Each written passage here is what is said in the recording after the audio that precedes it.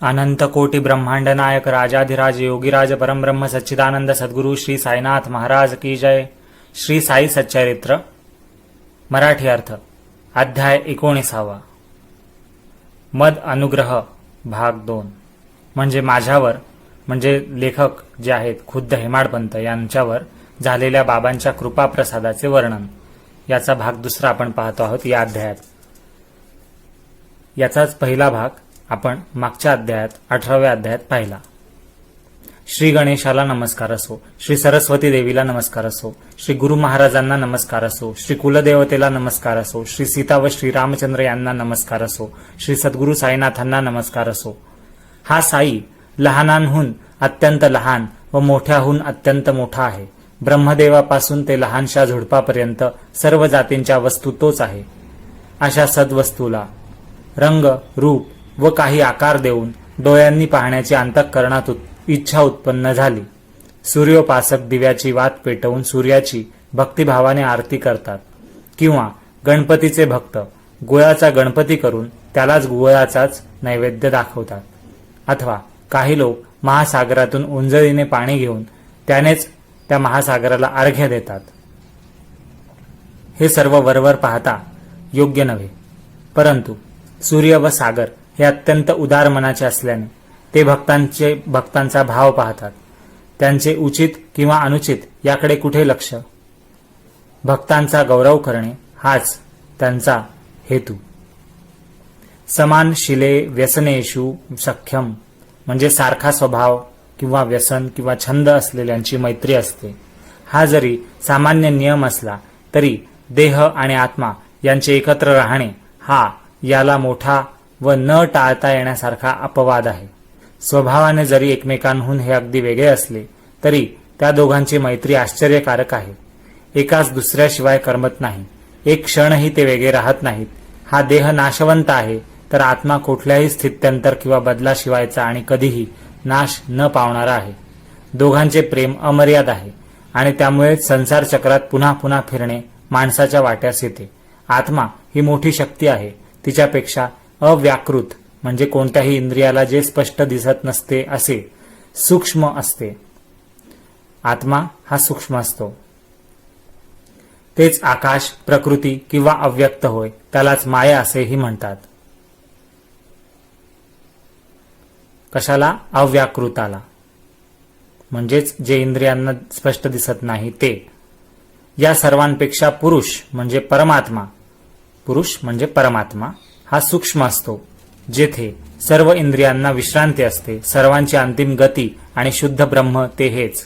असा हा आत्मा सर्व निर्विकारी स्फटिकासारखा अदूषित असून संसारामध्ये माया व कर्माने बांधलेला दिसतो. रंग जसा लाल, काळा आणि पिवळा असेल तसा स्फटिकाचा रंग दिसतो, परंतु मुळात तो सर्व रंगांहून निराळा, स्थित्यंतराशिवायचा व निर्मळ असा स्फटिक असतो. दूर मैदानावर मृगजळ आहे असे वाटते. शिंपल्याच्या ठिकाणी चमकदार रुपे म्हणजे चांदी भासतं आणि दोरीचे वेटोळे पाहून उगाच साप असल्याचा खोटा भास होतो. दोरीवर सर्पाचा आरोप वस्तुतः जसा आधाराशिवायचा चुकीचा आहे, तसाच मी देह आहे हा अभिमान मुळात मुक्त असलेल्या आत्म्याला खोटे बंधन आणतो. देह, इंद्रिये, मन आणि प्राण याहून आत्मा वेगळ्या गुणधर्माचा आहे. तो स्वतःच्या तेजाने प्रकाशणारा, शुद्ध चैतन्ययुक्त, विकार आणि आकार यांच्या शिवायचा आहे. जोपर्यंत देह, बुद्धी, मन व प्राण यांचा अभिमान आहे तोपर्यंत कर्तृत्व आणि भोक्तृत्व असणारच आणि त्यांची जाणीवही टाळता येणार नाही. वडाचे बीज किती सूक्ष्म, परंतु त्याच्या गर्भात संपूर्ण वडाच्या वृक्षाची शक्ती साठवलेली असते आणि त्या वृक्षाच्या पोटात अगणित बीजे असतात आणि त्या बीजांमध्ये पुन्हा कोट्यावधी वृक्ष असतात. आधी बीज एकले, बीज अंकुरले, एका बीजापोटी तरु कोटी कोटी. अशा प्रकारे वडाच्या प्रत्येक बीजापोटी बीमध्ये वडाचा एक एक वृक्ष असतो. याचा अनुभव सृष्टीच्या नाशापर्यंत होत असतो. या विश्वातही प्रत्यक्ष तसेच चालत असते. हे नीट लक्ष देऊन पहा. शाश्वतता, निर्भयता, मुक्तता, स्वतंत्रता आणि परमात्म्याची प्राप्ती यातच जीवनाचे साफल्य असते आणि आयुष्याचे अंतिम ध्येयही हेच असते. ज्ञानाशिवाय मोक्ष नाही, विरक्तीशिवाय ज्ञान प्राप्त नाही. आणि जोपर्यंत मनाला संसार अनित्य वाटत नाही तोपर्यंत विरक्तीची कल्पना स्फुरत नाही. परंतु या संसाराच्या अनित्य वाटण्यामध्येच जगाचे अस्तित्व दृष्ट उत्पत्तीस येते आणि हा वाटसरू मध्येच चकित होतो आणि त्याला कोठे जावे हे कळत नाही. असा हा विश्वाचा आभास आहे, भ्रम आहे. शुद्ध ज्ञानस्वरूप परमात्म्याच्या ठिकाणी मायेचा खोटा विलास आहे. प्रपंचात उद्भवलेला स्वप्नाचा देखावा आहे. त्यासाठी उगाच त्रास का करून घ्यावा. स्वप्नातून जागे झाल्यावर स्वप्न नाहीसे होते. म्हणून जे स्वस्वरूपी स्थित आहेत त्याला संसारातील कीर्ती, सत्ता व संपत्ती इत्यादी प्राप्त करण्याची आठवण नसते. सर्व आत्म्यांचे ऐक्य आहे असे अनुभवाचे ज्ञान झाल्याशिवाय व आत्म्याचे खरे स्वरूप जाणल्याशिवाय शोक आणि मोहाचे बंधन तुटण्याला दुसरा काही सावधानतेचा मार्ग नसतो. ज्ञानमार्ग हा सर्वात श्रेष्ठ मार्ग आहे असा जरी बाबा रात्रंदिवस उपदेश करत असत तरी ते सर्वसाधारणतः भक्तिमार्गाचेच अवलंबन करण्यास सांगत असत. ज्ञानमार्गाचा महिमा सांगताना साईबाबा म्हणत की ज्ञानमार्ग रामफळासारखा असतो, भक्तिमार्ग म्हणजे सीताफळाचा आस्वाद घेणे होय. ते सहज साधण्यासारखे व चवीला गोड असते. ज्ञान म्हणजे छान पिकलेले रामफळ आणि भक्ती म्हणजे गोड सीताफळ. दोन्ही एकापेक्षा एक रसाने भरलेले आणि मधुर असतात. सुगंधही दोघांचा तसाच सारखा असतो.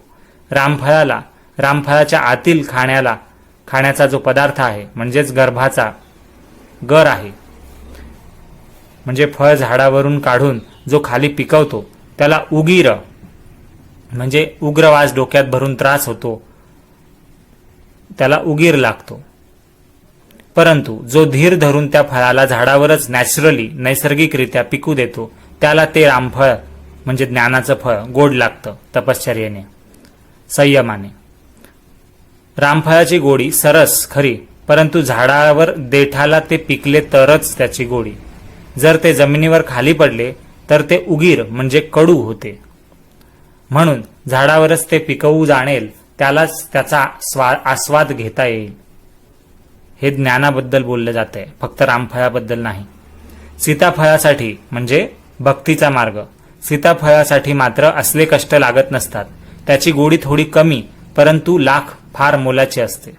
रामफळाला जशी जमिनीवर खाली पडण्याची भीती असते तशीच ज्ञानमार्ग अवलंबणाऱ्यांनाही निर्भयता नसते.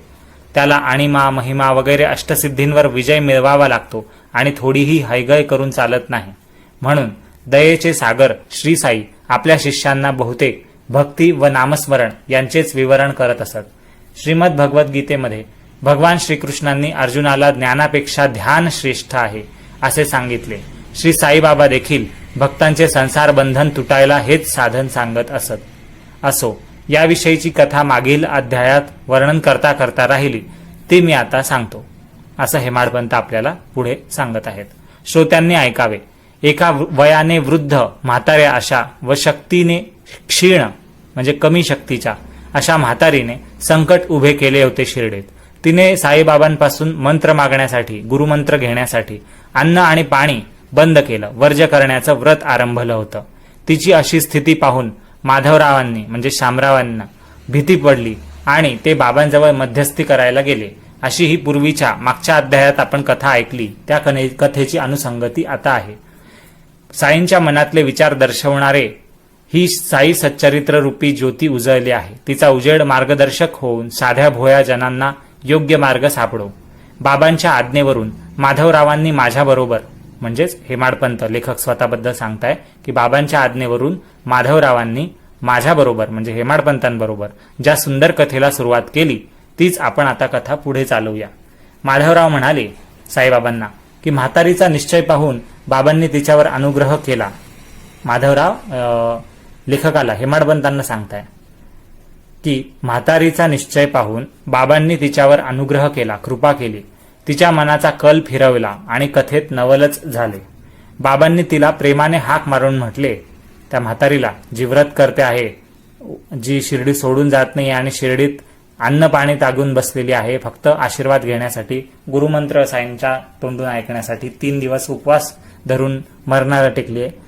तिला बाबांनी प्रेमाने हाक मारून म्हटले की आई, तू का ग धरणे घेतलेस, म्हणजे हट्ट का करतेस, मरण का तुला आठवले. कोणी प्रौढ बाई असली की बाबा तिला आई म्हणून हाक मारत असत आणि पुरुषांना काका, बापू किंवा भाई म्हणून हाक मारत असत. किती गोड नवल या हाकेचे. जसे बाबांचे हृदय प्रेमळ असे तसे त्यांचे बोलणेही कानाला मधुर असे. श्री साई दीनांचे म्हणजे गरिबांचे दयाळू व रांजल्या गांजल्यांचे कनवाळू होते. असो, बाबांनी त्या म्हातारीला तिला हाक मारली, आपल्या समोर बसवले आणि प्रेमपूर्वक आपल्या गुरुत्वाची गुप्त किल्ली तिच्या हातात दिली. संसारातील दुःखाची तीव्रता कमी करण्यासाठी, भक्त चकोरांची तहान भागवण्यासाठी ज्ञानमय मेघरूपी बाबांनी स्वानंदरूपी जलाचा वर्षाव जो केला तो आता ऐका. साईबाबा तिला म्हणाले, आई, जीवाचे हाल काग करतेस. मी केवळ तुकडे मागणारा फकीर आहे. माझ्याकडे प्रेमाने पहा. खरंच मी लेक आहे आणि तू आई आहेस. आता माझ्याकडे लक्ष दे. तुला एक नवलाची गोष्ट सांगतो जी तुला खूप सुख देईल. पहा, माझा गुरु मोठा अवलिया आणि कृपेचा सागर होता. त्याची सेवा करून करून मी दमलो, परंतु तो मला गुरुमंत्र कानमंत्र देत नव्हता, गुरुदीक्षा देत नव्हता. माझ्या मनातही प्रबळ इच्छा होती की त्याची कास म्हणजे त्याची सोबत सोडू नये आणि खूप प्रयत्न करून त्याच्या मुखानेच मंत्र घ्यावा. सुरुवातीला त्याने मला लुबाडले. माझ्याकडून 2 पैसे मागितले. मी ते लगेच देऊन टाकले आणि मंत्राच्या शब्दांसाठी खूप विनंती केली. माझा गुरु पूर्ण काम होता, म्हणजे ज्याच्या सर्व इच्छा आकांक्षा तृप्त झालेल्या आहेत असा मनुष्य होता. त्याला 2 पैशांचे काय काम. शिष्याकडून पैसे मागतो त्याला निष्काम कसं म्हणावं. परंतु अशी शंका मनात येऊ देऊ नका. गुरुला व्यावहारिक पैशाची इच्छा स्वप्नातही नव्हती. पैशाशी त्याला काय कर्तव्य. निष्ठा आणि सबुरी हे 2 पैसे, हे ते 2 पैसे होते जे तो शिष्याकडे, भक्ताकडे, शरण आलेल्याकडे मागत होता. म्हणजे निष्ठा म्हणजे श्रद्धा आणि सबुरी म्हणजे विश्वास ठेवायचा आहे त्या गोष्टींवर, सबूर धरायचा म्हणजे वाट पाहायची. दुसरे नव्हते. हेच 2 पैसे मागत होते गुरु. मी ते लगेच देऊन टाकले. म्हणजे मी पूर्ण निष्ठा ठेवली, श्रद्धा ठेवली आणि सबुरी धरली म्हणजे धैर्य धरलं. त्यामुळे गुरु माऊली माझ्यावर प्रसन्न झाली. धैर्य म्हणजे सबुरी. तिला काहीही कधीही दूर सारू नकोस, म्हणजे विसर पडू देऊ नकोस. धीर धरून ठेव कायम. प्रसंग केव्हाही आणि कसाही जरड पडला तरी हीच परपार नेईल म्हणजे पलीकडे पोचवेल. कोण. गुरु माऊली किंवा सबुरी म्हणजेच धैर्य. पुरुषांचे पौरुषत्व म्हणजेच सबुरी. ती संताप आणि दीनता घालवते. युक्ती प्रयुक्तीने संकट निवारते आणि सर्व भीती बाजूला सारते. सबुरीच्या वाटेला यश येते आणि विपत्ती म्हणजे संकट 12 दिशांना पळून जाते. येथे अविचाररूपी त्रासदायक गोष्ट कोणाला ठाऊक नसते. सबुरी ही सद्गुणांची खाण आणि सद्विचाररूपी राजाची राणी आहे. मनुस्मृतीत देखील 10 सद्गुणात घृती म्हणजेच सबुरीलाच प्रथम स्थान दिले आहे. अध्याय 6 श्लोक 62 मनुस्मृतीमध्ये. निष्ठा आणि सबुरी या सख्या बहिणी असून एकमेकींना जीव की प्राण असतात. सबुरीमध्ये म्हणजेच धैर्यामध्ये, धीर धरण्यामध्ये मनुष्य प्राण्याची स्थिती दीनवाणी होते. सबुरी शिवाय मनुष्य प्राण्याची स्थिती दीनवाणी होते. म्हणजे सबुरी नसेल तर आपण लाचार होतो. पंडित असो वा मोठा गुणवंत असो, सबुरी शिवाय, हिच्याशिवाय त्याचे जीवन व्यर्थ असते, निरर्थक असते. गुरु जरी स्वतः समर्थ असला तरी शिष्याकडून त्याला तीव्र बुद्धीची, सबळ श्रद्धेची व धैर्ययुक्त सबुरीची अपेक्षा असते. दगड व हिरा ही दोन्ही सहाणीवर ठेवली, घासली. सहाण ज्याच्यावर आपण चंदन उगाळतो त्या पाटावर जर दगड आणि हिरा हे दोन्ही घासलेत तर स्वच्छ होतात. परंतु दगड दगडच राहतो आणि हिरा मात्र तेजाळ होतो, तेजस्वी होतो. चमकविण्यासाठी दोघांनाही एकच विधी केला, सहाणेवर घासायचा. परंतु दगडाला हिऱ्याचे पाणी चढेल का? नाही. हिऱ्याची तेजाळ हिरकणी बनेल आणि दगड आपल्या गुणासारखा गुळगुळीतच राहील.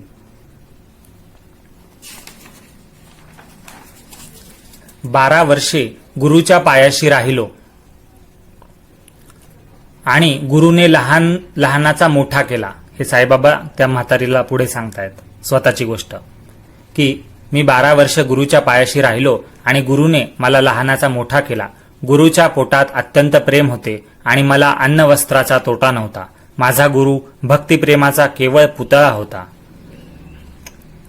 म्हणजे त्याच्या मनात फक्त दया होती, भक्ती होतं, प्रेम होतं. त्याला शिष्याचा खरा जिव्हाळा होता. माझ्या गुरुसारखा गुरु विरळाच आणि त्याच्या सहवासाच्या सुख सोहळ्याचे वर्णन करता येत नाही. त्या प्रेमाचे काय वर्णन करावे. त्याचे मुख पाहता माझे डोळे ध्यानस्थ होत असत. आम्ही दोघेही म्हणजे गुरु आणि शिष्य अति आनंदित असायचो आणि मला दुसरे काही पाहणेच नसायचे. मी रात्रंदिवस प्रेमाने गुरुमुखाचे अवलोकन करीत असे. मला ना भूक ना तहान आणि गुरुशिवाय माझे मन अस्वस्थ होत असे. त्याच्याशिवाय दुसरे ध्यान मला नव्हते. त्याच्याशिवाय दुसरे माझे लक्ष नव्हते, ध्येय नव्हते. गुरु हेच एक माझे अनुसंधान होते. खरंच गुरुचे कौशल्य अजबच असते. माझ्या गुरुची हीच अपेक्षा होती. याशिवाय त्याची दुसरी काही इच्छा नव्हती. त्याने माझी कधी उपेक्षा केली नाही आणि माझे संकटांपासून सदा रक्षण केले. कधी मी गुरुच्या पायापाशी होतो तर कधी समुद्राच्या पैलतीरी होतो, परंतु त्याच्या सहवास सुखाला मी अंतरलो नव्हतो, म्हणजे दूर झालो नव्हतो त्याच्यापासून. तो मला कृपायुक्त दृष्टीने सांभाळत होता. कासवी म्हणजे स्त्री कासव जशी आपल्या पिलांना स्वतःच्या दृष्टीचे खाणे खाऊ घालते, तशीच माझ्या गुरुची तऱ्हा होती. दृष्टीनेच तो आपल्या लेकरांना म्हणजे शिष्यांना सांभाळत असे. आई, या मशिदीत बसून मी जे सांगतो ते खरे मान. गुरुने माझेच कान नाही फुंकले तर तुझे मी कसे ग फुंकू. म्हणजे माझ्या गुरुने मला दीक्षा नाही दिली, गुरुमंत्र नाही दिला, कानमंत्र नाही दिला, तर मी तुला कोणता मंत्र सांगू, असं साई तिला विचारताय. कासवीच्या प्रेमदृष्टीनेच तिच्या पोरांना सुख संतोष लाभतो. आई, उगाच कशाला दुःखी होतेस. मला उपदेश गोष्टी ठाऊक नाहीत. कासवी नदीच्या एका किनारी व तिची पोरे पलीकडच्या वाळवंटावर असताना दृष्टादृष्टीनेच त्यांचे पालन पोषण होते. म्हणून म्हणतो, मंत्राच्या व्यर्थ खटपटी कशासाठी पाहिजेत. तर आता तू जा व अन्न खा. जीव धोक्यात घालू नकोस. माझ्याकडे फक्त लक्ष दे, म्हणजे परमार्थ हातात येईल. तू माझ्याकडे अनन्यपणे पहा आणि मीही तुझ्याकडे तसाच पाहीन. याशिवाय दुसरे काही माझ्या गुरुने मला शिकवलेच नाही. साधन संपन्नतेची गरज नाही, म्हणजे ज्ञानप्राप्तीच्या 4 साधनांची गरज नाही, म्हणजे विवेक असायला पाहिजे असं काहीच नाही. वैराग्य पाहिजे असंही नाही.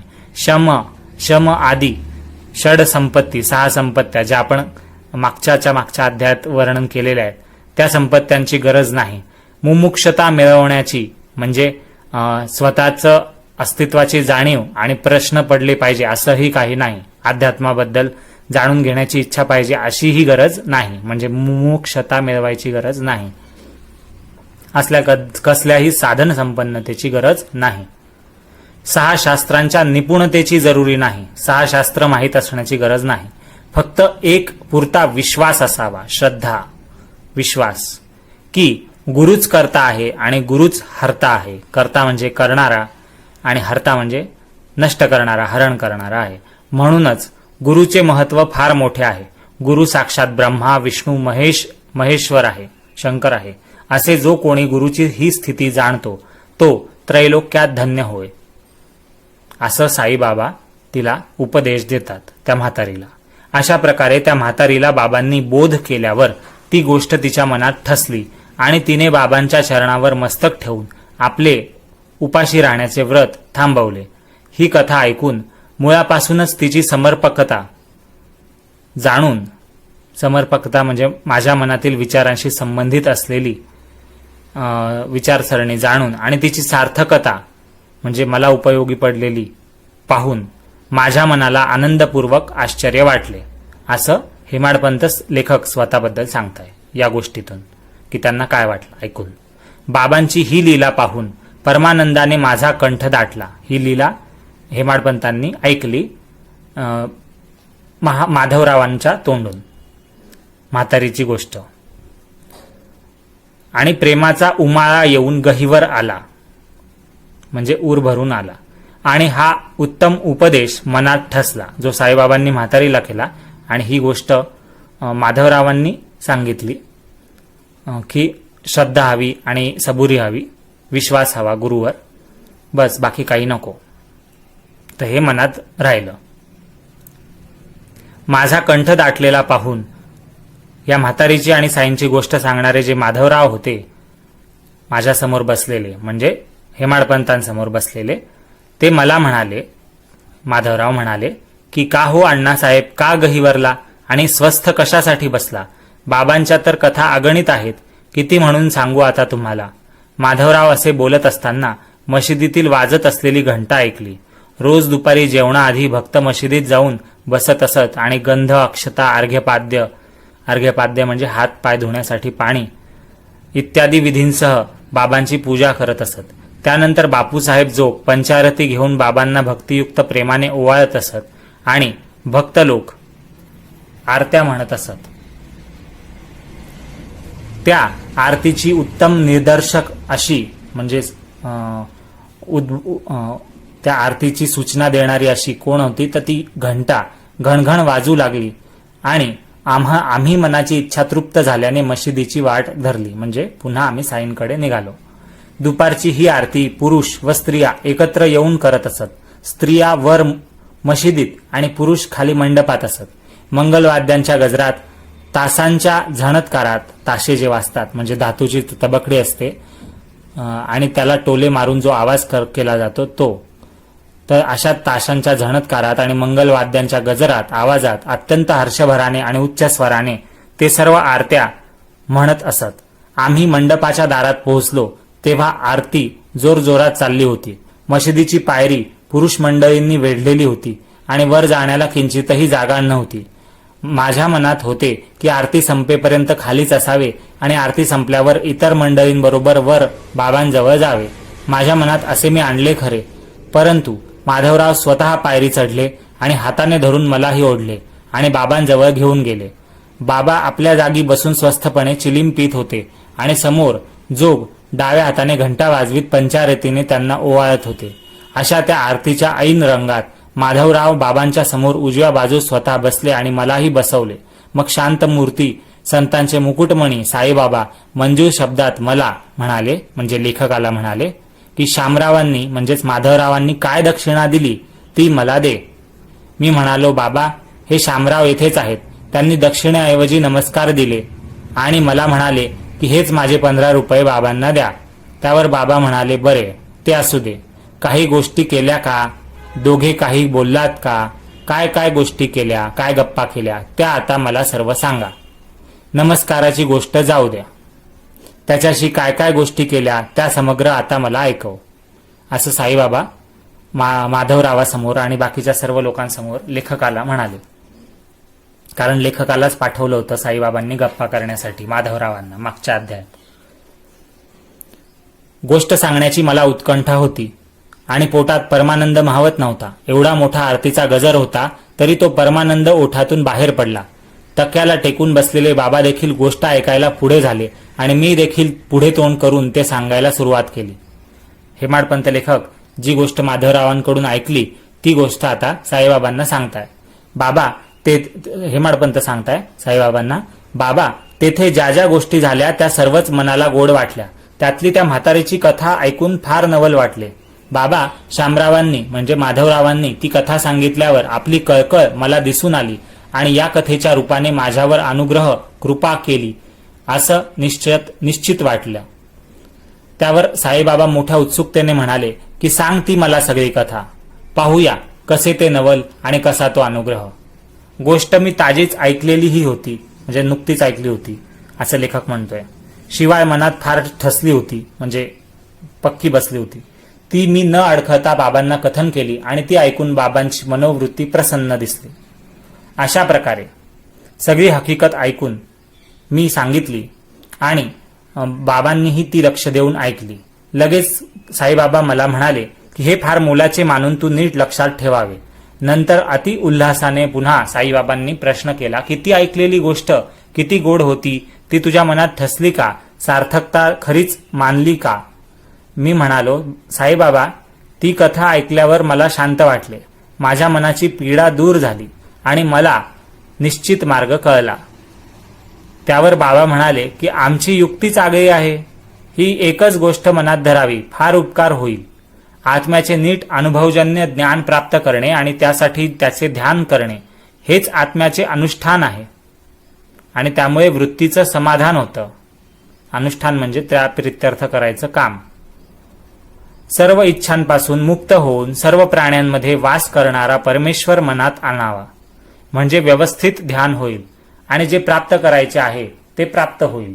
केवळ मूर्तिमंत जे ज्ञान, चैतन्य अथवा अत्यंत आनंद तेच माझे स्वरूप जाण आणि त्याचेच नित्य ध्यान करीत जा. हे माझ्या निर्गुण निराकार रूपाचे ध्यान साधले नाही, म्हणजे जमवले नाही, तर माझे सगुण साकार रूप लक्षात आणून, म्हणजे जसा मी दिसतो तसं चित्र डोळ्यासमोर आणून नखापासून शेंडीपर्यंत मला रात्रंदिवस मनात आण. असे माझे ध्यान करता करता तुझी वृत्ती एकाग्र होईल आणि ध्याता, ध्यान व ध्येय म्हणजे पाहणारा आणि पाहण्याची क्रिया आणि जे पाहतोय ती जागा, ध्याता, ध्यान आणि ध्येय यांचे भान नष्ट होऊन जाईल, म्हणजे यात काही फरक उरणार नाही. अशा प्रकारे हा तिघांचा समुदाय, ध्याता, ध्यान आणि ध्येय, हा समूह नष्ट झाला, नाहीसा झाला, म्हणजे ध्यान करणाऱ्याला अत्यंत चैतन्यता प्राप्त होईल. हेच ध्यान करण्याचे अंतिम उद्दिष्ट आहे. यामुळेच ब्रह्माशी ऐक्य तुला प्राप्त होईल. कासवी, जी कासव असते, स्त्री कासव, ती नदीच्या अलीकडच्या काठावर असते, तर तिची पिल्ले पलीकडच्या काठावर असतात. त्यांना दूध किंवा आईची ऊब मिळत नाही, परंतु फक्त आईची दृष्टीच त्या बालकांचे पोषण करत असते. पिल्लांनी सदा आईचे ध्यान करायचे असते, दुसरे काही करायचे नसते. त्यांना दूध नको आणि चारा नको किंवा अन्नही नको. आईकडे पाहणे हेच त्यांचे पोषण असते. हे जे कासवीचे पिल्लांकडे परत पाहणे म्हणजेच प्रत्यक्ष अमृताची वृष्टीच होय, पाऊसच होय. त्यामुळे पिल्लांना जसा स्वानंद रूपी पोषणाचा लाभ होतो, तसाच गुरु शिष्यांनाही एकरूप बनण्याचा लाभ होतो. हे सगळं साईबाबा म्हणाले हेमाडपंत लेखकाला. याप्रमाणे साईबाबांच्या तोंडचे शब्द निघाले आणि आरतीचा गजरही थांबला. म्हणजे तोपर्यंत आरतीचा आवाज होत होता जेव्हा हे साईबाबा उपदेश देत होते. सर्वांनी श्री सच्चिदानंद सद्गुरू साईनाथ महाराज की जय असा पुकारा केला. निरंजन दाखवण्याचा विधी संपला आणि आरती सुद्धा तपशीलवार आटोपली. मग बापूसाहेब जोग खडीसाखर अर्पण करू लागले, म्हणून बाबांनी आपल्या हाताचा पंजा म्हणजे तळहात पुढे केला. त्यात नेहमीप्रमाणे जोगांनी ओंजळभर खडीसाखर नमस्कारपूर्वक अत्यंत प्रेमाने घातली आणि बाबांनी ती सबंध खडीसाखर माझ्या हातात रिकामी केली, म्हणजे हेमाडपंतांच्या, आणि म्हणाले की मी सांगितलेली ही गोष्ट लक्षात ठेवली तर या साखरेसारखी स्थिती होईल. त्यावर मी बाबांना अभिवंदन करून, नमस्कार करून हेच कृपेचे दान मागितले की हेमाडपंत साईंकडे मागणं की हेच आशीर्वादाचे शब्द मला पुरे आहेत, मला सांभाळून घ्या साई. त्यावर बाबा म्हणाले की ही कथा ऐकावी, तिचे मनन करावे आणि त्याचे पुन्हा पुन्हा चिंतन करावे, म्हणजे ही चांगली लक्षात राहील, सारखी आठवेल. ही जी म्हातारीची उपाशी राहण्याची, गुरुमंत्राची आणि साईंनी तिला जो उपदेश केलाय त्याची कथा ऐकायची. ही कथा ऐकावी, तिचे मनन करावे, पुन्हा पुन्हा चिंतन करावे, म्हणजे ही चांगली लक्षात राहील, सारखी आठवेल आणि अत्यंत आनंदाची प्राप्ती होईल. अशा प्रकारे जे काही तू कानांनी ऐकलेस ते जर तू मनात धरशील तर स्वतःच्या कल्याणाची खाणच तुझ्यासाठी उघडेल आणि तुझी सर्व पापे धुवून निघतील. सोसाट्याचा वारा चालला म्हणजे समुद्रावर लाटा उसळतात आणि असंख्य बुडबुड्यांच्या सह फेसांचा साठा किनाऱ्यावर येऊन आदळतो. लाटा, बुडबुडे, फेस, भोवरे हे सर्व एकाच पाण्याचे विविध प्रकार, रूप असतात. सर्व दृष्टीच्या भ्रमाचा पसारा असतो. वारा शांत झाला की भोवरे विरून जातात, बुडबुडे विरून जातात, फेस विरून जातो, लाटा विरून जातात, ते सर्व विरून जातात. हा काय प्रकार झाला म्हणावा? ते सर्व नाश पावले असे म्हणावे का? तर हा सर्व मायेचा खेळ जाणून झाले गेले सारखेच आहे असे समजावे. सृष्टीची ही अशीच घडामोड असते. म्हणून विवेक संपन्न माणसाला त्यांचे कौतुक नसते. ते नाशवंत वस्तूंची आसक्ती ठेवून नसतात आणि शाश्वत वस्तूंची जोड साधून घेत असतात. ज्ञानापेक्षा ध्यानाचे महत्त्व जास्त आहे, परंतु त्यासाठी यथार्थ ज्ञान असावे लागते. सद्वस्तूचा म्हणजेच ब्रह्माचा, ब्रह्म परब्रह्म याचा सर्वतोपरी समज किंवा बोध झाल्याशिवाय त्याचे नीट ध्यान साधत नाही. म्हणजे जोपर्यंत ब्रह्म काय हे समजत नाही, परमात्मा काय हे समजत नाही, तोपर्यंत त्या ज्ञानाशिवाय ध्यान लागत नाही. आत्म्याचे चांगले अनुभवजन्य ज्ञान हेच ध्यानाचे मूळ होय. यालाच अंतर्यामी आत्म्याचे अनुष्ठान म्हणतात. परंतु जो विशेष मुद्दे किंवा गोष्टींशिवायचा आहे त्याला ध्यानात कसे आणता येईल, तो तर फसवून जातो. तर अंतर्यामी आत्मा हाच ईश्वर आहे आणि जो ईश्वर तोच गुरु आहे. ईश्वर आत्मा आणि म्हणजे आपल्या शरीराच्या आतमध्ये जो आत्मा आहे, अंतर्यामी आत्मा, आणि परमेश्वर जो आहे आणि गुरु किंवा सद्गुरू जो आहे, या तिघांमध्ये भेद मुळीच नाही, फरक काहीही नाही. आत्मा, सद्गुरू आणि परमेश्वर एकच आहे. पुन्हा पुन्हा चिंतन चांगले पक्के झाले आणि ध्याता व ध्यान एकमेकात मिसळून गेले म्हणजे दिवा जसा अजिबात वारा वाहत नसताना स्थिर असतो त्याप्रमाणे चित्ताला शांतता येते आणि तिलाच समाधी असं म्हणतात. त्या अवस्थेला समाधी म्हणतात. सर्व इच्छा आकांक्षांपासून अगदी मुक्त होऊन तो सर्व प्राण्यांचा अंतर्यामी आहे असे जाणून आपल्याशिवाय जगात दुसरे काहीच नाही हे समजून कसलीही व कोणाचीही भीती नसलेली स्थिती प्राप्त झाली की तो ध्यानात येतो. पुन्हा ऐका हे वाक्य की सर्व इच्छा आकांक्षांपासून अगदी मुक्त होऊन तो सर्व प्राण्यांचा अंतर्यामी आहे असे जाणून आपल्याशिवाय जगात दुसरे काहीच नाही हे समजून कसलीही व कोणाचीही भीती नसलेली स्थिती प्राप्त झाली की तो ध्यानात येतो. मग अविद्येमुळे उत्पन्न झालेल्या कर्मांच्या बंधनांचे संबंध ताटातट तुटतात आणि विधिनिषेधाचे निर्बंध सुटतात आणि मुक्तीचा आनंद लुटायला मिळतो. आधी आत्मा आहे की नाही, तो एकच आहे की ठिकठिकाणी निरनिराळा आहे, आणि तो कर्म करणारा आहे की तो कर्म करतच नाही, हे पाहण्यासाठी 6 शास्त्र धुंडाळावीत म्हणजे चेक करावीत, अभ्यास करावी. सर्व प्राण्यांमधील आत्मे एकच आहेत याचा प्रत्यक्ष अनुभव घेणे हीच ज्ञानाची पराकाष्ठा आहे. मोक्षाची व परमानंदाची उत्पत्ती खरी तेथूनच होते.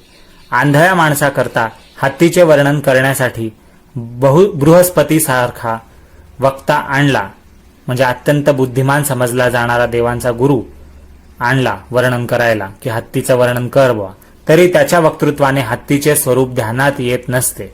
वाणीला अगम्य अशा वस्तूचे वर्णन करता येत नसते. वक्त्याचे तोंड आणि श्रोत्यांचे कान काय गेलेले डोळे परत आणतील? नाही. हत्तीचे खरेखुरे स्वरूप पाहण्यासाठी केवळ डोळेच हेच उपयोगी पडणारे असतात. डोळे नसताना आंधळ्यांच्या अनुभवाला हत्ती कसा येईल? तसेच गुरु जेव्हा दिव्य नेत्र देईल तेव्हाच ज्ञानाचा ठेवा हाती येईल. साईबाबा स्वतः संपूर्ण अनुभव ज्ञानाचा साठा आहेत. त्यांच्या स्वरूपाचे यथास्थित ज्ञान करून घेणे हेच त्यांच्या ध्यानाचे अनुष्ठान व दर्शन आहे. अविद्या, काम म्हणजे कामना आणि कर्म यांच्या बंधनांपासून संपूर्णपणे मोकळे होण्यासाठी दुसरे काहीही साधन नाही, हे लक्षात ठेवा. साई नाही तुमचा किंवा आमचा, तो तर खरोखर सर्व प्राण्यात निवास करणारा आहे. सूर्य जसा सगळ्या जगाचा आहे तसाच हा सर्वांचा आहे. आता त्याचे सर्वसाधारण आणि अमूल्य बोल ऐका. वेळोवेळी म्हटलेले ते बोल म्हणजे उपदेश लक्षात ठेवले तर तुमचे हित सदा सर्वदा सफल होईल. काय म्हणतायत साई नेहमी उपदेश करताना ते ऐका. आता साई म्हणतायत आपल्याला, पूर्वजन्मीचे ऋणानुबंध असल्याशिवाय कोणीही कोठेही जात नाही. म्हणून माणसांनाच काय पशुपक्ष्यांनाही हडहड करू नकोस. आल्या गेल्याचा आदर कर. तहानलेल्याला पाणी, भुकेलेल्याला भाकरी, उघडे अंग असलेल्याला वस्त्र आणि ठाव ठिकाणा नसणाऱ्याला बसण्यासाठी ओटा दिला तरी श्रीहरी संतोष होईल. श्रीहरीला म्हणजे परमेश्वराला आनंद होईल. तुझ्या मनात एखाद्याला पैसा कसा द्यावा अशी शंका वाटत असेल तर देऊ नकोस, परंतु त्याच्या अंगावर कुत्र्यासारखा ओरडू नकोस. कोणीही तुला 100 बोल बोलू देत, म्हणजे कितीही हिणवू दे, तिरस्कार करू दे, निंदा करू दे, तू त्याला उलट कटू उत्तर देऊ नकोस. सदा सहिष्णुता धरली, शांतपणे सहन करत गेले तर अमर्याद सुख लाभेल. दुनिया इकडची तिकडे झाली तरी आपण मागे पुढे होऊ नये. आपल्या जागी अगदी स्वस्थ राहून दुनियेतले कौतुक तेवढे पहावे. तुमच्या आमच्यामधील भिंत पाडून टाका, म्हणजे जाण्या येण्याचा प्रशस्त मार्ग, मोठा रस्ता अगदी निर्धास्त होईल. तू मी तूपणाची ही भेदवृत्ती, हीच ती गुरु शिष्यांमधली भिंत. ती निश्चितपणे पाडून टाकली नाही तर त्याच्यामध्ये, गुरु आणि शिष्यांमध्ये ऐक्य म्हणजे एकत्वपणा, एकभाव, स्थिती प्राप्त होणे नाही. अल्ला मालिक म्हणजे परमेश्वरच खरा मालक आहे. त्याच्याशिवाय आपला कोणी संरक्षण करता नाही. त्याची करणे अलौकिक, अमौलिक आणि न कळणारे आहे. तो जे करेल तेच होईल. त्याचा मार्ग तोच दाखवेल. एकही क्षण न लागता वेळ येईल आणि आपल्या मनाची इच्छा पुरी होईल. ऋणानुबंधाच्या गाठी आहेत म्हणून तुमच्या आमच्या भेटी दैववशात झाल्या आहेत. तरी पोटात एकमेकांबद्दल प्रेम धरूया आणि सुखसंतोषाचा अनुभव घेऊया. येथे कोण अमर आहे? कृतार्थ त्याला म्हणावा की ज्याला परमार्थ लाभला आहे. नाहीतरी जोपर्यंत श्वासोश्वास चालतो तोपर्यंत जीव मात्र जिवंत राहत असतात. असे साईबाबा उपदेशाचे बोल आपल्याला करतात नेहमी. हे साईंचे बोलणे आहे. हे कृपावचन कानी पडले आणि माझे आतुर मन सुखावले, असं लेखक हेमाडपंत म्हणतायत. तहानलेला मला, तहान लागलेला असा जो मी आहे, अशा मला जणू काय पाणी लाभले आणि मी आनंदयुक्त झालो. जवळ अप्रतिम बुद्धी असेल व कधीही न ढळणारी गाढ श्रद्धा असेल तरी साईसारख्या गुरुचे बळ लाभायला प्रबळ भाग्याची म्हणजे नशिबाचीच आवश्यकता असावी लागते. यातील सार पाहू जाता श्रीकृष्ण भगवान गीतेत जे बोलले तेच अगदी खरे आहे. ये यथा माम प्रपद्यन्ते तांतस्तान तथैव भजाम्यहम, म्हणजे गीता अध्याय 4 श्लोक 11 मध्ये आहे. याचा अर्थ असा की जे मला जसे भजतात, पूजतात, मानतात तसे मी त्यांना फळ देतो, म्हणजे परिणाम देतो. म्हणजे सर्व भार कर्मावरच आहे. जसे कर्म केले असेल, जसे ज्ञान जोडले असेल आणि जसा अभ्यास केला असेल त्या प्रमाणात हित साधले जाते. हेच या अध्यायातील तात्पर्य आहे आणि हेच येथील बोधामृत होय. अनन्याश्चिंतयन्तो माम, गीता अध्याय 9 श्लोक 22.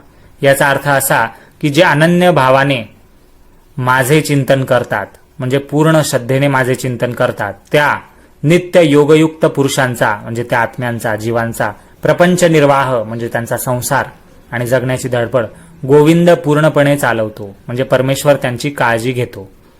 हेच भगवद्गीतेचे वर्म येथेही लागू पडते. हा गोड उपदेश ऐकून माझ्या डोळ्यांसमोर स्मृतीचे हे वचन उभे राहिले. देवान भावयनानेन, गीता अध्याय 3 श्लोक 11. यानेच म्हणजे यज्ञाने तुम्ही देवांची संभावना करा, म्हणजे ते तुमच्याकरता कळवळतील, असं ते वचन आहे. तुम्ही जोर काढू लागा, म्हणजे प्रयत्न सुरू करा. दुधाची म्हणजे फळाची काळजी सर्वस्वी टाकून द्या. तुमच्या पाठीमागे दुधाची वाटी घेऊन म्हणजे फळ परिणाम देण्यासाठी मी उभाच आहे, म्हणजे परमेश्वर किंवा साई गुरु उभेच आहेत. परंतु म्हणाल की जोर मी काढावे, म्हणजे कष्ट गुरुने घ्यावे आणि दुधाचे प्याले तुम्ही यथेच्छ प्यावे, म्हणजे आपण शिष्य बनून फक्त फळ चाखावं किंवा परिणाम आनंदाचे भोगावे आणि त्याच्यासाठी कष्ट फक्त गुरुने करावे, तर असले मला ठाऊक नाही. माणसाने कार्य करण्यासाठी तत्पर असावे. बाबांची ही शपथपूर्वक सांगितलेली वाणी प्रमाण मानून म्हणजे याच्यावर विश्वास ठेवून जे कोणी वर्तन करेल, वागतील त्यांना येथे पृथ्वीवरच्या व स्वर्गातील सुखाची खाणच सापडली आहे असे जाणावे. आता श्रोत्यांना आणखी मी विनंती करतो, हेमाडपंत आपल्याला विनंती करत आहेत की एक क्षण चित्त सुस्थिर करा आणि माझ्या अनुभवाची निश्चयाला पोषक देण्याच्या साईबाबांच्या स्वभावाबद्दलची आणखी एक कथा ऐका. एखादे चांगले काम करण्याचा नेम धरला तर साई महाराज कसे उत्तेजन देतात आणि ओठ हलवल्याशिवाय कसा अनुग्रह करतात, कृपा करतात ते ऐका. भक्ताने बाबांना अनन्यपणे शरण जावे, म्हणजे मग त्याला भक्तीचे कौतुक पाहायला मिळेल आणि बाबांच्या लीलेचे नित्य नवे आश्चर्य अनुभवायला मिळेल. असो, प्रातःकाळच्या प्रहरी झोपेतून जाग आल्यावर जर चांगल्या विचारांची लहर उठली तर तीच निश्चयाने वाढवावी. पुढे त्याच विचारांची आणखी जोपासना झाली तर अत्यंत संतोष होईल, बुद्धीचा विकास होईल आणि मनाला प्रसन्नता लाभेल, असे एका संताचे वचन आहे. मला वाटले की त्या वचनाची प्रचिती घ्यावी, अनुभव घ्यावा. त्याप्रमाणे जेव्हा मी अनुभव घेतला तेव्हा माझ्या मनाला शांती वाटली आणि अंतःकरणाला आश्चर्य वाटले. शिर्डीसारखे पवित्र स्थान आणि गुरुवारसारखा मंगल दिवस होता. मनाला वाटले की रामनामाचा अखंड जप करावा. बुधवारी रात्री बिछाण्यावर शरीर निद्रावश होईपर्यंत माझे मन मी श्रीराम प्रभूंच्या चिंतनात गर्क करून हृदयात तसेच कायम ठेवले. प्रातःकाळी जाग आल्याबरोबर मनाला रामनाम आठवले आणि अशी वृत्ती उठलेली पाहून जिभेची सार्थकता झाल्याचे वाटले. मग निश्चयाने मन स्थिर केले. शौच, मुखमार्जन, तोंड धुणे वगैरे आटोपून मिळतील ती फुले गोळा करून साईबाबांच्या पहाटेच्या दर्शनाला निघालो. दीक्षितांचे घर सोडले आणि बुट्टींच्या वाड्या बाहेर पडलो. ते औरंगाबादकर यांना मधुर सुंदर गीत गाताना मी तिथे ऐकलं. त्या गीताची प्रसंग अनुरूपता ओवी रूपाने सांगितली तर मूळची स्वाभाविक गोडी जाईल आणि श्रोत्यांचा विरस होईल. म्हणून ते गीतच मुळासकट जसं त्यांनी गायलं औरंगाबादकरांनी तसं मी गाऊन इथे परत दाखवतोय, म्हणजे श्रोतेजन आनंदित होतील आणि त्यांना मूळ गीतेतील शुद्ध उपदेश जाणवेल. त्या गीताचं पद असं आहे की, गुरु कृपांजन पायो मेरे भाई, राम बिना कछु मानत नाही. अंदर रामा बाहर रामा, जहा देखे वहा पूरन कामा. अंदर रामा बाहर रामा, जहा देखे वहा पूरन कामा. जागत रामा सोवत रामा, सपने में देखत सीता रामा. एका जनार्दनी अनुभवनिका, जहा देखे वहा राम सरीखा. जहा देखे वहा राम सरीखा. गुरु कृपांजन पायो मेरे भाई, राम बिना कछु मानत नाही. या पदाचा, या गीताचा असा अर्थ आहे की, हे भावा, हे भैया, गुरुकृपेचे अंजन, माझ्या डोळ्यात घालायचे काजळ, ज्यामुळे दृष्टी साफ होते, ते मला लाभले आहे. आता मी श्रीरामाशिवाय दुसरे काही मानतच नाही. अंतःकरणात राम, बाहेर राम, जेथे पहावे तेथे हा पूर्ण काम, म्हणजे सर्व इच्छा पूर्ण झालेला श्रीरामच दिसत आहे. जागे असताना राम, झोपलो असताना राम आणि स्वप्नातही हा सीताराम मला दिसत असतो. स्वामी जनार्दनाच्या शिष्य एकनाथाला एक उत्कृष्ट व सुरेख अनुभव येत असे. त्याला जेथे पहावे तेथे सारखा रामच दिसत आहे. असा या कडव्यांचा, या गाण्याचा अर्थ. आधीच मनाने निश्चित केले होते की रामनामी चित्ताला नेम लावावा. हेमाडपंतांनी असं रात्रीच विचार केला होता जेव्हा ते रामनाम घेत झोपले होते आणि सकाळी उठल्यावर रामनामच आलं होतं. आणि आता फुलं गोळा करून सगळं आवरून स्नान करून ते साईंच्या पूजेला मशिदीच्या दिशेने जात होते पहाटे. तेव्हा त्यांना तिथे औरंगाबाद रस्त्यात औरंगाबादकर नावाचे गृहस्थ रामाचंच गाणं गाताना दिसले आणि ते गाणं आता आपल्याला त्यांनी ऐकवलं.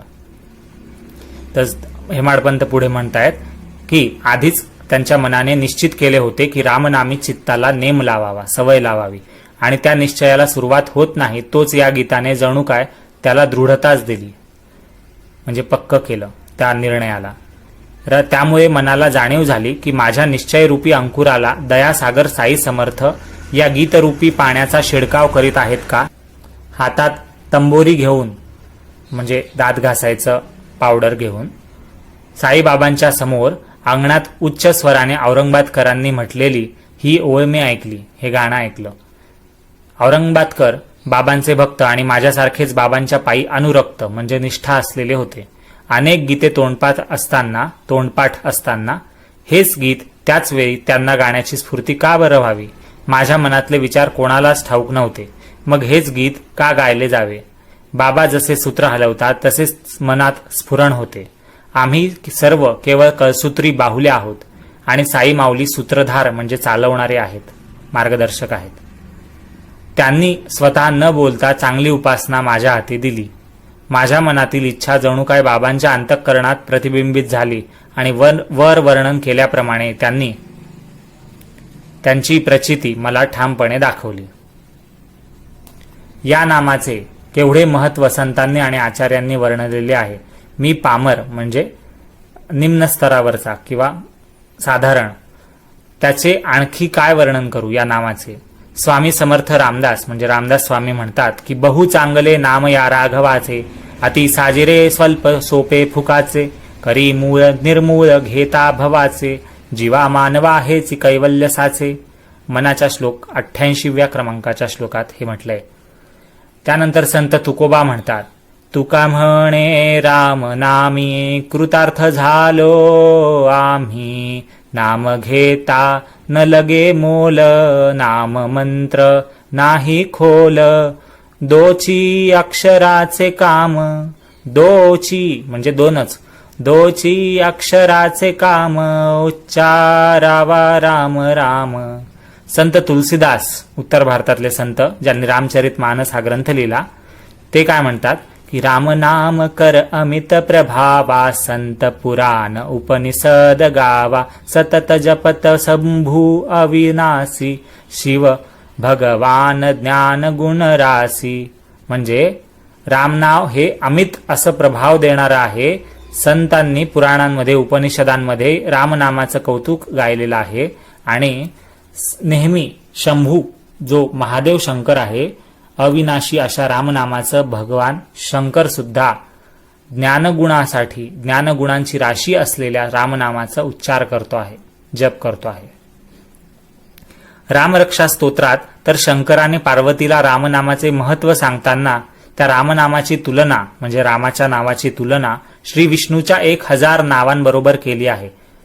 राम रामेति रामेति रमे रामे मनोरमे, सहस्त्र नाम तत्तुल्यम राम नाम वरानने. म्हणजे रामाच्या नावाची महत्व एवढं आहे की ते इतकं मनोरम असं नाव आहे, मन मोहून टाकणारं. आणि त्याची तुलना कशाने होईल तर विष्णू सहस्त्रनामांनी एका रामाच्या नावाशी तुलना होईल, एवढं महत्व रामात आहे, त्याच्या नावात आहे. या नामामुळे स्वरूप प्राप्ती होते म्हणजे आत्माचं खरं स्वरूप कळतं. राम ही 2 अक्षरे तो कोळी उलटे म्हणाला. एक कोळी होता जो जंगलात राहायचा, लूटमार करायचा तो, आणि वाटपाड्या असून त्याचा उद्धार झाला. वाल्या नावाचा तो कोळी असून त्याचा वाल्मिक ऋषी झाला आणि बोललेले शब्द खरे होणे याची सिद्धी त्याला प्राप्त झाली. मरा मरा असं उलटे म्हणता जिभेवर राम राम राम राम राम राम राम असे शब्द राम उमटला आणि राम जन्माला येण्याच्या आधीच त्याचे चरित्र वाल्मिकी लिहिता झाला. रामनामाने पतित पावन होतात म्हणजे खाली पडलेले लोक किंवा दुःखात संकटात अडकलेले लोक किंवा ज्ञानविहीन असलेले लोक किंवा पापी लोक म्हणजे पतित लोक, पावन म्हणजे पवित्र होतात म्हणजे त्यांचा उद्धार होतो, त्यांची प्रगती होते. रामनामाने मोठा लाभ होतो. रामनामाने अनन्य भजन घडते आणि रामनामाने माणसाला ब्रह्मप्राप्ती होते. रामनामाच्या आवर्तनाने म्हणजे जपाने, पुन्हा पुन्हा म्हणण्याने जन्म मरण्याचे धरणे उठते. एका रामनामाच्या स्मरणाने अगणित लाभ होतात. जेथे रामनामाचे गर्जन असते तेथे विष्णूचे सुदर्शन चक्र फिरत असते आणि कोट्यावधी विघ्नांचा नाश करत असते. दिनांचे रक्षण करणारे हे रामनाम आहे. साईबाबांना उपदेश करण्याकरता योग्य जागेची किंवा वेळेची जरुरी नसते. ते उठता बसता आणि चालतानाही सहजपणे निश्चितपणे सर्व उपदेश करत असतात.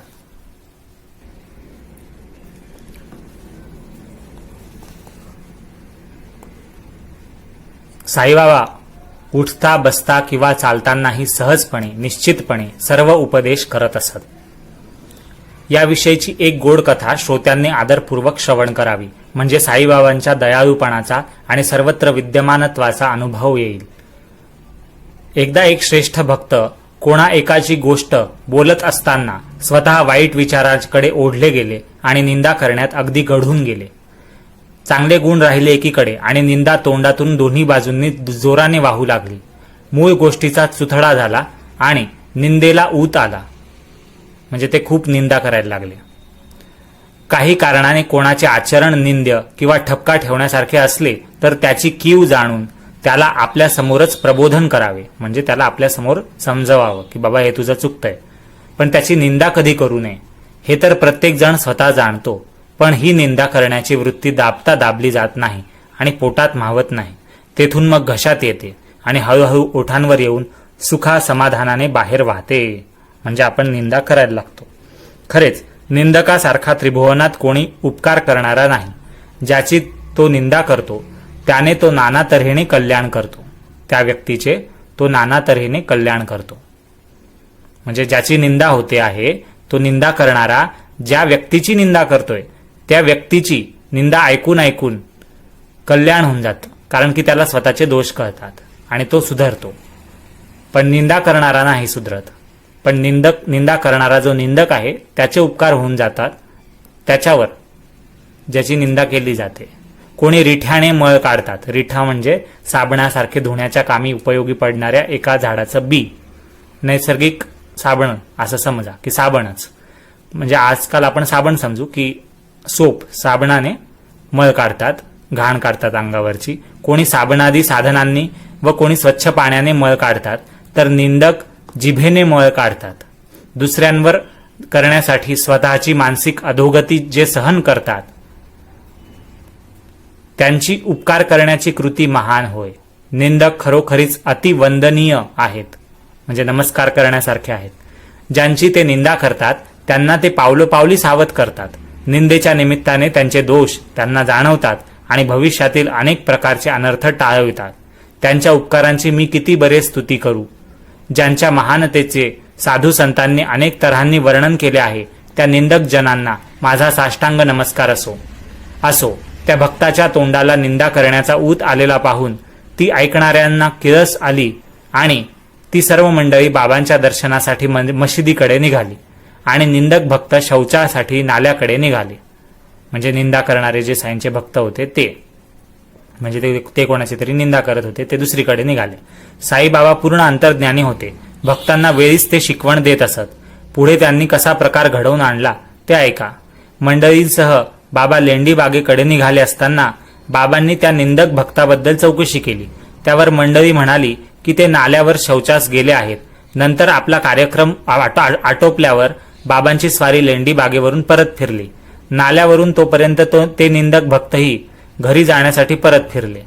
वाटेत त्यांची व बाबांची भेट झाली आणि जी हकीकत घडली ती काळजीपूर्वक ऐका, अशी मी श्रोत्यांना हात जोडून विनंती करतो. तेथेच एका कुंपणा शेजारी, म्हणजे कंपाऊंडच्या जवळ, गावातील एक स्त्री डुकरीण म्हणू आपण तिला, डुकरी जनलोकांचा मलोत्सर्ग गोड पक्वान्नांप्रमाणे प्रेमाने व आवडीने मनसोक्त चाखत असलेली, म्हणजे घाण खात असलेली आपल्या हाताने दाखवून त्या भक्ताला साईबाबा म्हणाले, पहा त्या डुकरीच्या जिभेला काय गोडी वाटते आहे. जनलोकांचा मलोत्सर्ग कुस्करत आहे आणि आपल्या आप्तजनांवर राग दाखवण्याची आपली हौस यथेष्ट फेडून घेत आहे. मोठ्या पुण्याईने प्राप्त झालेला हा मानवाचा जन्म, जो अशा रीतीने फुकट घालवून स्वतःचा घात करून घेणाऱ्याला ही शिर्डी कोणते सुख देऊ शकेल. असं साईबाबा त्याला बोलत गेले आणि ते बोल त्या निंदक भक्ताच्या अंतःकरणात जोराने शिरून फार टोचले. म्हणजे त्याला त्याची चूक कळली की आपण उगाच माणसाचा जन्म शिर्डीचं पवित्र स्थानी भांडणं करण्यात आणि निंदा करण्यात आपले शब्द आणि आपले विचार खराब करून टाकले. त्यांना सकाळी घडलेली गोष्ट आठवली आणि मग बाबांचे बोल मनात फार झोंबले. म्हणजे त्यांनी फार दुःख झालं त्यांना स्वतःच्या वागण्याचं साईंच्या शब्दांमुळे. असो, बाबा तर वेळ प्रसंग पाहून भक्तांना अनेक तऱ्हांनी आणि अनेक प्रकारांनी उपदेश करत असत. त्यातील सार म्हणजे त्याचं सारांश किंवा त्यातून शिकण्याची शिकवण हृदयात साठवून ठेवले सार तर परमार्थ कधी दूर राहील का? नाही. असेल माझा हरी तर देईल खाटल्यावरी. या म्हणीचा खरेपणा खोटा नव्हे, परंतु तो अन्न व वस्त्र एवढ्या पुरता लागू आहे का? त्याला जो परमार्थासाठी लावू पाहिल त्याचा परमार्थ सर्व तऱ्हेने लुबाडला जाईल. जैसे जो करेल तैसे तो भरेल हे बाबांचे बोल अत्यंत मोलाचे आहेत. आणखी सुद्धा बाबांचे बोल ऐकले तर आत्मानंदाला डोलायला लावतील आणि भावभक्तीची ओल असली म्हणजे ओलावा असला मनात, भक्ती असली मनात तर तिची मुळे खूप खोल जातील म्हणजे भक्ती वाढेल. मी पाण्यात, जमिनीत किंवा लाकडात, कुठल्याही जागी, लोकवस्तीत किंवा रानावनात, जंगलात, आपल्या देशात किंवा परदेशात, परप्रांत्यात, तसेच दैदिप्यमान आकाशातही मी भरलेलो आहे. मी एकदेशी नव्हे, 3.5 हातांच्या मर्यादित जागेत माझे अस्तित्व जे मानतात त्यांची चुकीची समजूत दूर करण्यासाठी मी देह धारण केला आहे. जे भक्त मनात कोणतीही इच्छा न धरता एकनिष्ठपणे केवळ माझे एकट्याचेच रात्रंदिवस भजन करतात त्यांना मी तूपणाच्या दुजाभावाशिवायचे प्रत्यक्ष मी पण माझ्याशी एकरूपता प्राप्त होते. गूळ गोडीशिवाय वेगळा राहू शकेल का? समुद्र लाटांशिवाय वेगळा राहू शकेल? किंवा डोळा तेजालाही सोडून राहील?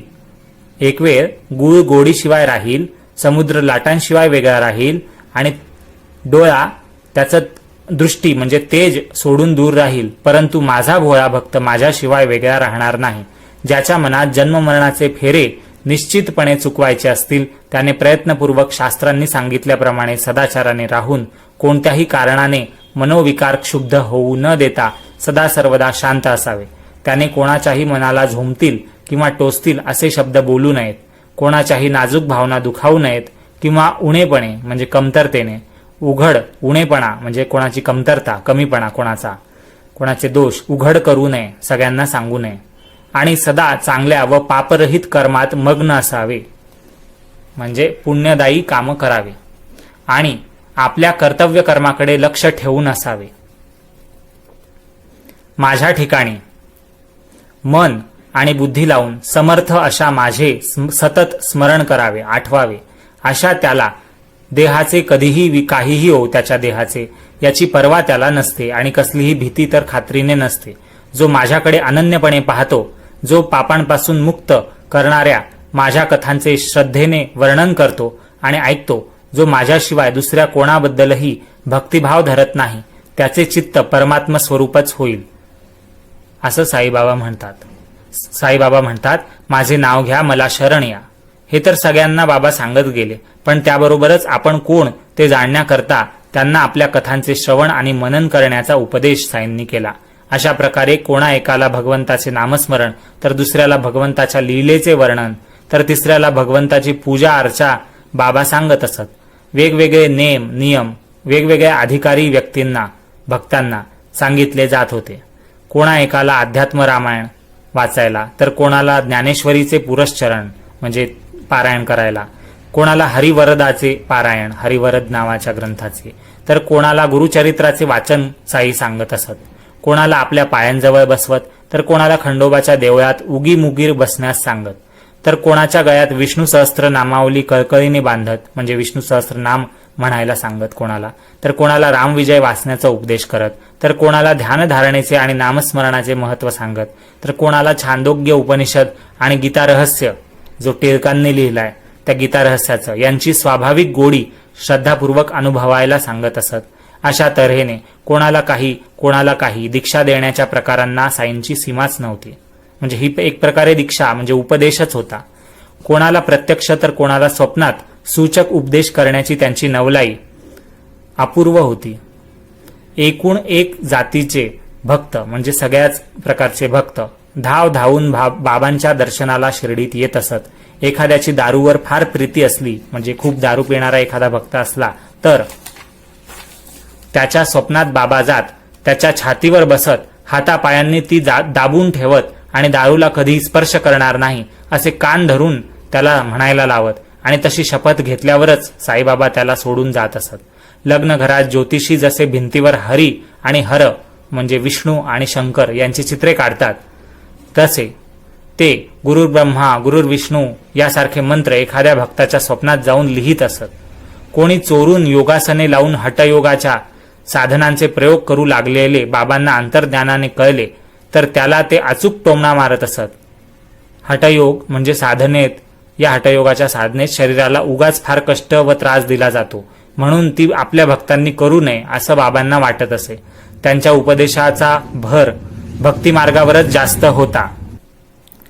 त्याला एखाद्या अनोळखी माणसाबरोबर निरोप पाठवून देत की भाकर खाऊन स्वस्थ बसता येत नाही का, म्हणजे सबुरी धरून राहावे की, असं कोणी हठयोग करणारा साधक असेल त्याला साईबाबा सांगत, निरोप पाठवत की स्वस्थ राहा भाकर खाऊन, काही हठयोग वगैरे करू नकोस असं साईबाबा सांगत. कोणाला प्रत्यक्ष भेटून निक्षून सांगत म्हणजे खडसावून सांगत की आमची जात कडवी आहे, म्हणजे माझा स्वभाव कठोर आहे. एक दोन वेळा समजावून सांगून पाहू, मग शेवटचा इलाज फार कडक उपयोगात आणू. आमच्या शब्दांची जो पर्वा करणार नाही त्याच्या पोटात, त्या पोटच्या पोराला सुद्धा 2 तुकड्यात चिरून फेकून देऊ असं साईबाबा म्हणायचे. साईबाबा विद्या बुद्धी पराक्रम इत्यादी गुणांनी श्रेष्ठ आणि उदार अंतःकरणाचे महात्मा होते. त्यांच्या अद्भुत कृत्यांचे मी पामर, हेमाडपंत स्वतःबद्दल लिहित आहे की माझ्यासारखा साधारण क्षुल्लक माणूस कसं वर्णन करू शकणार त्यांच्या अद्भुत कृत्यांचं.